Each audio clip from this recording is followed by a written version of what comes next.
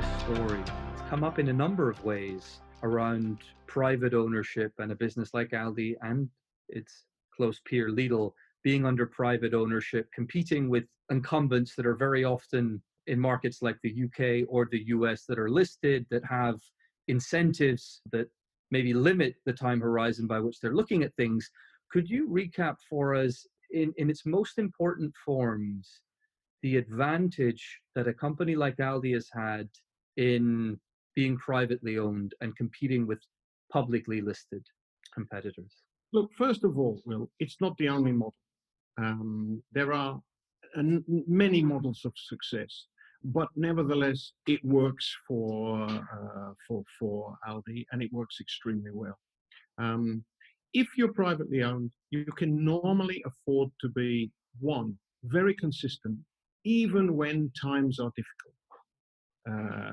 Two, you are able to invest in to create new markets for the future, probably for longer and with more patience than a business that has shareholders who can pick and choose whether or not they invest in company A or they leave and invest in company B, and are looking for quicker returns on their investment decisions. So these facts are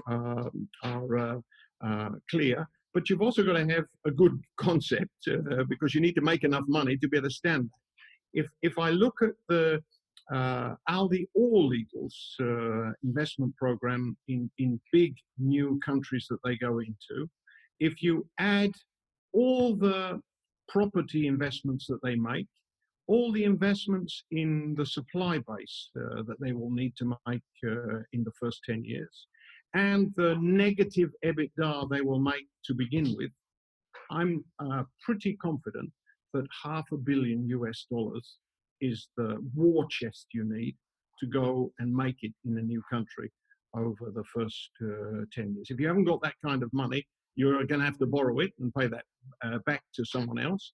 And you've got to have a pretty successful business behind you and a lot of confidence to go and invest that money before you see the real returns that that particular market can deliver.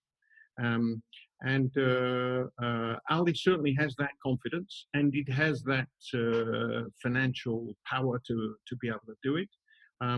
But that's a story since back in the 50s that the business has been built on some very clear principles and has been built in a very successful way.